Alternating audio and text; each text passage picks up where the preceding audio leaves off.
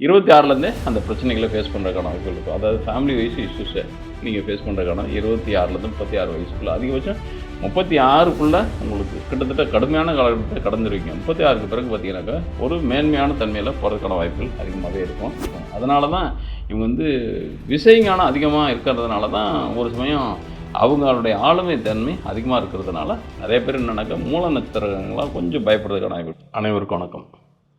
இன்றைய காணொளி திருமண பொருத்தம் அப்படின்றது 10 பொருத்த அடிப்படையில் பார்க்குறோம்.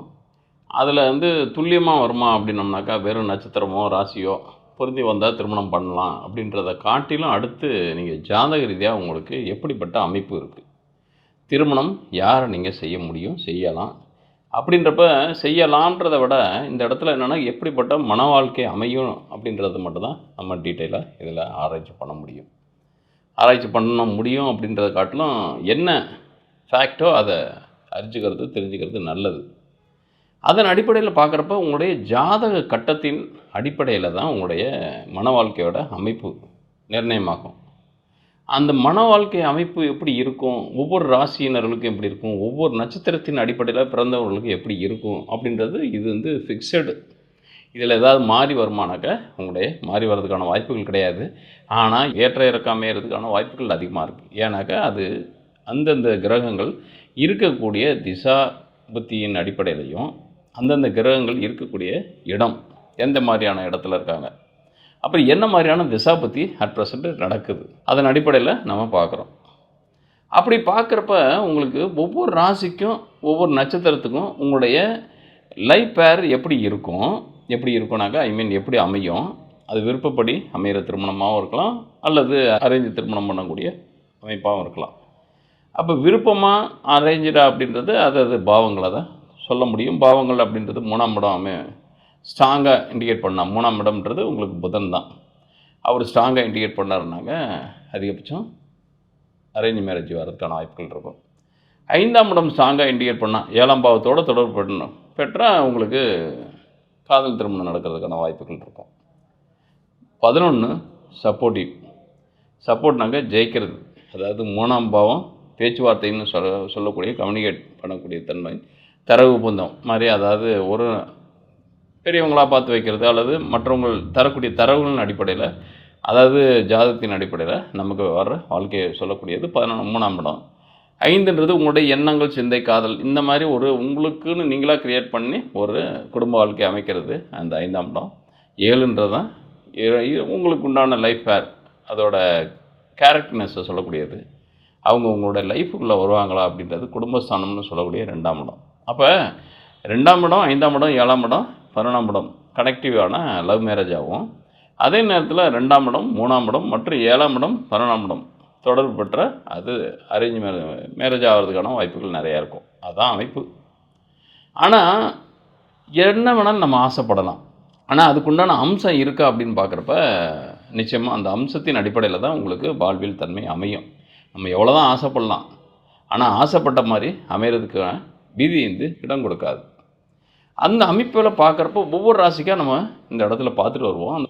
இத்தகைய தன்மையில் தனுசு ராசி நேயர்களுக்கு எப்படிப்பட்ட திருமண வாழ்க்கை அமையும், அதே மாதிரி எந்த மாதிரியான திசாபுத்திகள் அவங்களுக்கு அந்த திருமண வாழ்க்கையை நல்லபடியாக நடத்தி தரும் அல்லது பிரச்சனைக்குரியதாக மாறும் அப்படின்றப்ப உங்களுக்கு உங்கள் ராசியிலேயே மூலம் 1, 2, 3, 4 நட்சத்திர பாதங்களும், போராடம் 1, 2, 3, 4 நட்சத்திர பாதங்களும், உத்திராடம் 1ஆம் பாதம் இது உள்ளடக்குனது உங்கள் ராசி. அப்போ உங்கள் ராசி அதிபதி குரு, அதே மாதிரி நேர் எதிர்பாவம் அப்படின்னு சொல்லக்கூடிய உங்களுடைய துணைவன் அப்படின்றது பாவம்ன்றது 7ஆம் பாவம், அது மிதுனம். அதில் யார் இருக்காங்க அப்படின்னு பார்த்தோம்னாக்கா மிருகசீரிடம் 3, 4, திருவாதிரை 1, 2, 3, 4 பாதங்களும், அதே மாதிரி புனர்பூசம் 1, 2, 3 பாதங்களும் இருக்குது. அப்போ நேர் 180 டிகிரியில் உங்களுடைய அலைன்ஸோட கேரக்டர் எப்படி இருக்கும், அவங்களுடைய பிஹேவியர் எப்படி இருக்குன்றப்போ பொதுவாகவே தனுசு ராசிலையும் மூல நட்சத்திரக்காரங்களுக்கு மணமகனோ அமைகிறது கஷ்டம். ஏன்னா இந்த காலத்தில் என்னன்னாக்கா ஒரு மூல நட்சத்திரம் அப்படின்னம்னாலே உடனே அவங்களுக்கு மாமனாராக இருக்கக்கூடாது, மாமனார் இருந்தால் இறந்துருவார், இந்த மாதிரி ஒரு ஃபேக்கான ஒரு கான்செப்ட் நம்ம நம்பிக்கை வச்சுருக்கோம்.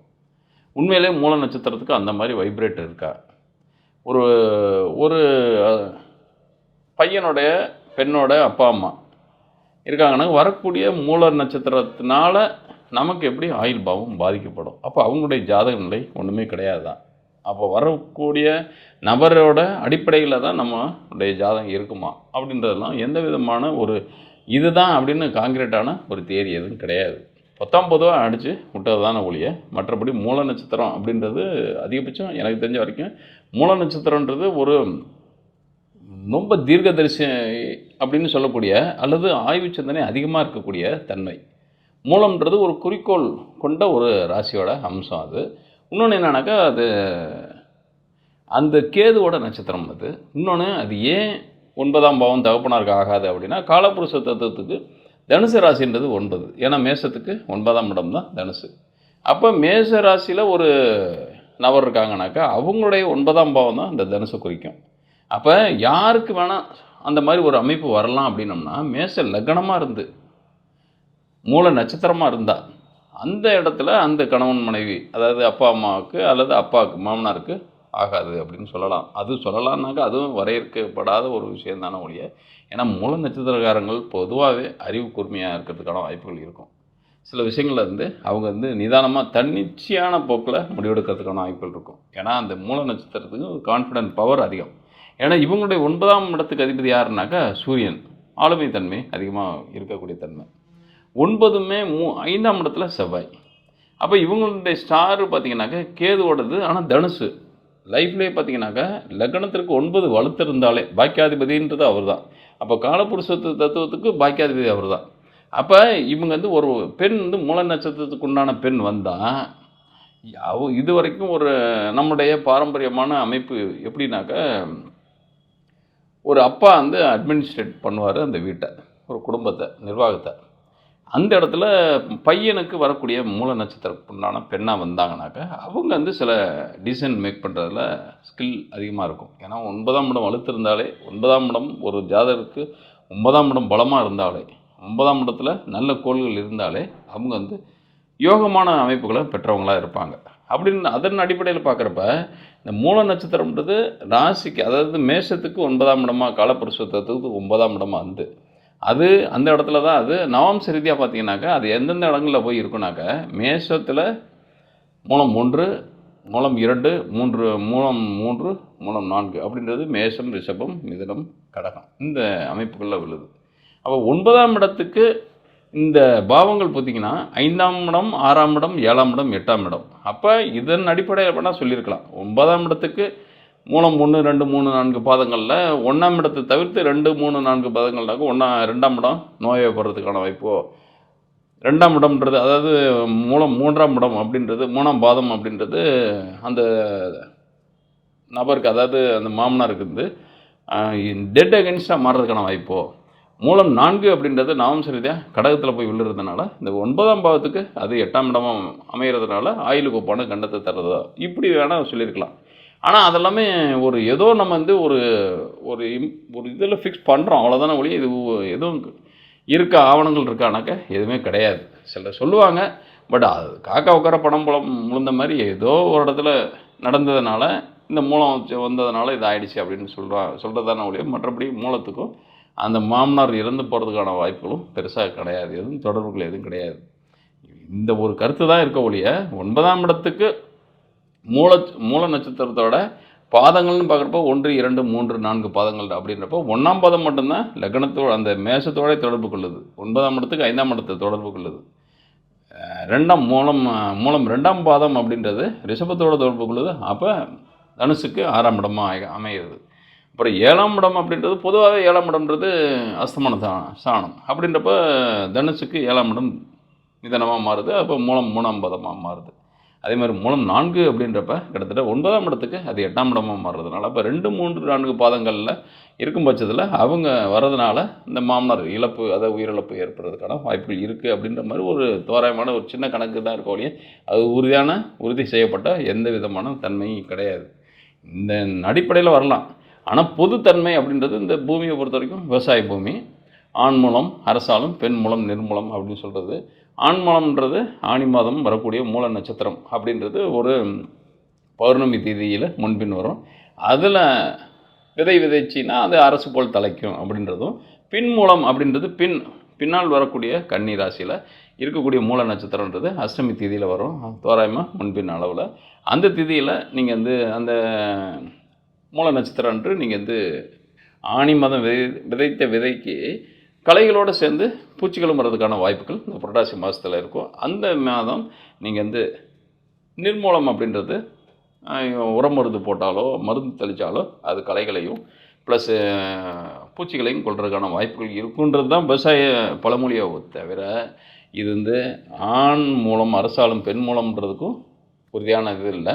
அதே மாதிரி மூல நட்சத்திரத்தை திருமணம் பண்ணோம்னாக்கா மாமனார் இறந்து போயிடுவார், ஆயில்யம் திருமணம் பண்ணோம்னாக்கா மாமியார் தவறி போயிடுவாங்க, கேட்டை நட்சத்திரம்னாக்கா கொழுந்தனுக்கு ஆகாது, விசாகத்துக்குனாக்கா மூத்தவனுக்கு ஆகாது அப்படின்ற தன்மைகள்லாம் கிடையாது. அதனால் நீங்கள் வந்து இந்த தன்மைகளை எடுத்துக்காதீங்க.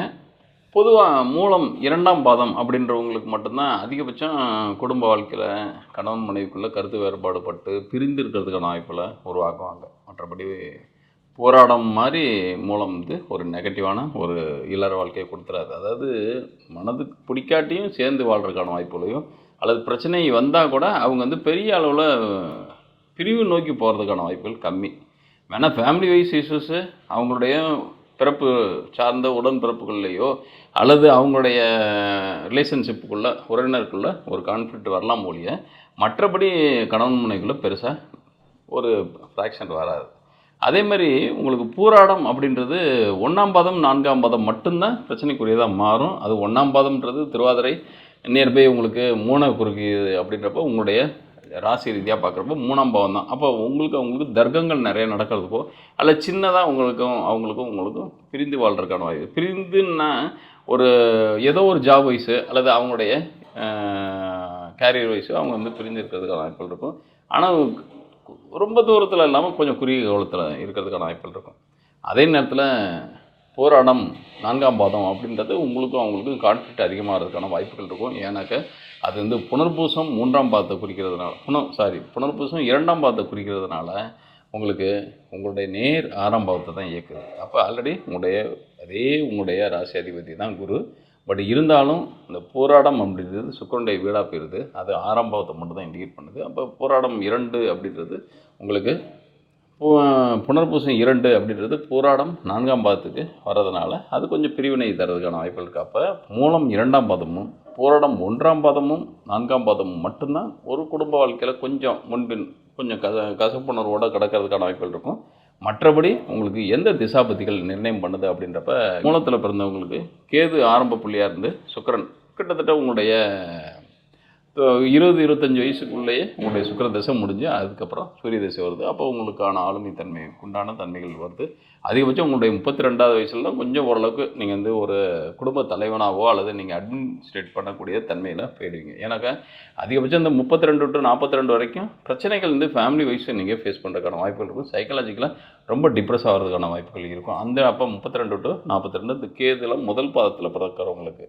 மற்றபடி கொஞ்சம் 4ஆம் பாதத்தில் பிறக்கிறீங்க அப்படின்னோன்னாக்கா கிட்டத்தட்ட உங்களுக்கு 26லேருந்தே அந்த பிரச்சனைகளை ஃபேஸ் பண்ணுறதுக்கான வாய்ப்புகள் இருக்கும். அதாவது ஃபேமிலி வைஸ் இஷ்யூஸை நீங்கள் ஃபேஸ் பண்ணுறதுக்கான 26லேருந்து 36 வயசுக்குள்ளே அதிகபட்சம் 36க்குள்ளே உங்களுக்கு கிட்டத்தட்ட கடுமையான காலகட்டத்தை கடந்துருவீங்க. 36க்கு பிறகு பார்த்தீங்கன்னாக்கா ஒரு மேன்மையான தன்மையில் போகிறதுக்கான வாய்ப்புகள் அதிகமாகவே இருக்கும். ஏன்னா பூராடத்தில் பிறக்கிறவங்களுக்கு என்னன்னாக்கா உங்களுடைய லைஃப்பை தீர்மானிக்கிறது அப்படின்றது சுக்கிரனுடைய திசை ஆரம்பமாக இருக்கிறதுனால அதுக்கப்புறம் சூரிய தசை, சந்திர தசை, செவ்வாய் தசை தான். செவ்வாய் 5க்கும் 12க்கும் அதிபதியாகிடுறாரு. அவருடைய திசையில் தான் மிகப்பெரிய அளவில் வளர்ச்சியை பார்ப்பீங்க. அதாவது போராட நட்சத்திரக்காரங்க. அதே மாதிரி உத்திராடம் நட்சத்திரக்காரங்க பார்த்தீங்கன்னாக்கா உங்களுக்கு பிறந்ததுமே 8 சந்திரன் திசை அப்படின்றது மோரலஸ் ஒரு 15 வயசுக்குள்ளேயே போயிடும். அப்போ 15 வயசுக்குள்ளேயே உங்களுடைய பிரச்சனைக்குரிய தன்மையில் இருக்கக்கூடியது படிப்பில் இருக்கட்டும், கொஞ்சம் லேசியாக நடக்கிறது இருக்குது இல்லையா, அதாவது ஒரு அடிப்படை கல்வியில் தடுமாற்றத்தோடு கடந்து போகிறதுக்கான வாய்ப்புகள் இருக்குது. அப்போ உங்களுக்கு சந்திர திசையை தாண்டி அதுக்கப்புறம் வரக்கூடிய செவ்வாய் திசையும் ராகு திசையும் மிகப்பெரிய, அப்போ உங்களுக்கு உத்திராடத்தில் பிறந்தவங்களுக்கு ராகு திசை மிகப்பெரிய பலத்தையும், அதே மாதிரி போராட்டத்தில் பிறந்தவங்களுக்கு சூரிய திசை மிகப்பெரிய பலத்தையும் தருது. அதே நேரத்தில் கேதில் பிறக்கவங்களுக்கு, அதாவது மகத்தில் பிறந்தவங்களுக்கு சூரியன் தாண்டி சந்திரனில் பிரச்சனைகள் வருத ஒழிய அதுக்கப்புறம் வரக்கூடிய செவ்வாய் திசையில் தான் மிகப்பெரிய மாற்றம். அதுலேயும் ராகு திசை மிகப்பெரிய மாற்றத்தை தரும். அப்போ மூலத்தில் பிறந்தவங்களுக்கு ராகு தசை தான் அளப்பரியாத செல்வ நிலைகளை தரதோ சொத்து சேர்க்கைகளை தரது இந்த ராகு தசை செய்யும். உங்கள் ராகு இது எல்லாமே சொல்கிறேன் அப்படின்னம்னாக்கா உங்களுடைய ஜாதகத்தில் ஃபண்டமெண்டலாகவே உங்களுக்கு சூரியனும் சந்திரன் மட்டும் உங்களுக்கு ராசியிலே இருக்கார். பட் அந்த ஸ்தானாதிபதி சந்திரனாக தான் இருந்து 8 குடை லக்னத்தில் இருக்கிறதுனால எப்பவுமே மனக்குழப்பத்தோடு வாழ்கிறதுக்கான வாய்ப்புகள், எல்லாத்துலேயும் சந்தேகம் பற்றி இருக்கிறதுக்கான வாய்ப்புகள், எதுலேயுமே தெளிவற்ற தன்மைகள், அடிக்கடி தொழில் மாற்றிக்கிட்டே இருக்கிற தன்மைகள், இது உங்களுக்கு எப்பயுமே ஒரு பேசிக்காகவே இருக்கும். அதெல்லாம் இப்போ அதில் ஆனால் தத்துவ ஞான சிந்தங்கள் மறைப்பொருள்களை தெரிஞ்சுக்கிறது, தத்துவங்களை அதிகமாக விரும்புகிறது மிகப்பெரிய அளவில் இந்த மூலத்துக்கு ஒரு பேசிக்கான கான்செப்ட். அவங்களுக்கு பேசிக்காக அவங்களுக்கூட ஒரு சாதாரணமாக அவங்களுடைய இருக்கக்கூடிய அவங்களுடைய எண்ணங்களோடய பயணப்படுற ஒரு விஷயம். அதாவது தத்துவங்கள் அதிகமாக விரும்புவாங்க, ஆன்மீகம் நிறைய விரும்புவாங்க. எனக்கு மறைப்பொருள் அப்படின்றது 8 குடை லக்னத்தில் இருக்கான் சந்திரன் அப்படின்றப்ப மறைப்பொருளில் தெரிஞ்சுக்கணும் ஆசை. எந்த ஒரு விஷயத்தில் இருந்தாலும் சமையலாக இருக்கட்டும், ஒரு தத்துவமாக இருக்கட்டும், ஒரு ஆன்மீகமாக இருக்கட்டும், ஒரு ஜோதிடமாக இருக்கட்டும், இவங்களுக்கெல்லாம் ஜோதிடம்ன்றது அழகாக வரும் மூல நட்சத்திரக்காரங்களுக்கு. எனக்கு அவங்களுக்கு 8 குடை சந்திரன் லக்னத்தில் ராசியில் இருக்கான், அதாவது தனுசில் இருக்கான் அப்படின்னம்னாக்கா அதிகபட்சம் அவங்களுக்கு மறைப்பொருள் எதுவோ, அதாவது இவங்களுக்கு தெரியாத விஷயங்களை அதிகமாக தெரிஞ்சுக்கிறதுக்கு வாய்ப்புகளும், அந்த தெரிஞ்ச விஷயங்களை வச்சு பொருளாதார ரீதியாக கொஞ்சம் சர்வைவல் பண்ணுறதுக்கான வாய்ப்புகளும் பெரிய அளவில் இருக்கும். அதனால தான் இவங்க விஷயஞானம் அதிகமாக இருக்கிறதுனால தான் ஒரு சமயம் அவங்களுடைய ஆளுமை தன்மை அதிகமாக இருக்கிறதுனால நிறைய பேர் என்னன்னாக்கா மூல நட்சத்திரங்களாக கொஞ்சம் பயப்படுறதுக்கான வாய்ப்பு. பயப்படுறோன்னாக்கா அவங்க எங்கே இருந்தாலும் தன்னை தானே சர்வைவல் பண்ணிடுவாங்க. இவங்களை பொறுத்த வரைக்கும் இந்த செவ்வாயும் ராகுவும் சப்போர்ட் பண்ணுச்சுன்னா போதும். சப்போர்ட்னாக்கா நல்ல நிலையில் இருந்தாங்கன்னா, அதாவது ராகு 3, 6, 10, 11 இருந்தாலும் செவ்வாய் அதேமாரி 5ஆம் இடத்துலையோ 3ஆம் இடத்துலையோ 6ஆம் இடத்துலையோ இருந்தாங்கனாக்கா, அதாவது 3, 6, 10, 11 இதே ராகுவோ செவ்வாயோ இருந்தாங்கனாக்கா மிகப்பெரிய சக்ஸஸ்ஃபுல்லான லைஃப்பை வாழ்றதுக்கான வாய்ப்புகள் இருக்கும். இந்த காணொலி பார்க்குறவங்க உங்கள் கருத்துக்களை கமெண்ட் பாக்ஸில் பதிவு விடுங்க. மேலும் உங்களுடைய கருத்துக்களுக்கு ஏதாவது உங்களுடைய சுய கருத்துக்கள் அடிப்படையில் ஏதாவது விவரம் தெரியணும் அப்படின்னம்னாக்க கமெண்ட் பாக்ஸ்லேயே date of birth, time of birth, place of பர்த்தை பதிவிட்டு கேள்விகளை கேளுங்க. அதிலே நான் பதிலளிக்க ட்ரை பண்ணுறேன். மேலும் உங்களுக்கு உங்களுடைய ஜாதகத்தில் பர்சனலாக நிறைய விஷயங்களை ஏதாவது தெரிஞ்சுக்கணும், அதாவது தனிப்பட்ட முறையில் தெரிஞ்சுக்கணும் அப்படின்னோம்னா திரையில் பார்க்கக்கூடிய நம்பருக்கு உங்களுடைய பர்த் டீட்டெயில், அதாவது date of birth, time of birth, place of birth நீங்கள் பதிவிட்டு அனுப்பிட்டீங்கன்னாக்கா நம்ம ஆஃபீஸ்லேருந்து உங்களை காண்டாக்ட் பண்ணுவாங்க. வாட்ஸ்அப்லேயே மெசேஜ் அனுப்புவாங்க. அதை நீங்கள் கீப்பப் பண்ணும் பட்சத்தில் நான் உங்களுக்கு நீங்கள் கேட்ட கேள்விகள், மற்றபடி உங்களுடைய ஸ்டஃப்பு, அதாவது ஜாதகத்தோட ஸ்டஃப் எப்படி இருக்கும், இந்த ஜாதகர் எப்படி தப்பட்ட தன்மையில் வாழ்வாங்க, இப்போ என்ன மாதிரியான அதாவது தசாபத்தியில் நீங்கள் கிராஸ் பண்ணிகிட்டு இருக்கீங்க, அதனோட விளைவுகள் எப்படி இருந்திருக்கும், எப்படி இருக்கும், இன் ஃபியூச்சரில் எப்படி இருக்கும் அப்படின்றத டீட்டெயிலாக வாய்ஸ் ரெக்கார்ட் பண்ணி உங்களுக்கு அனுப்பிடுவேன். நன்றி, வணக்கம்.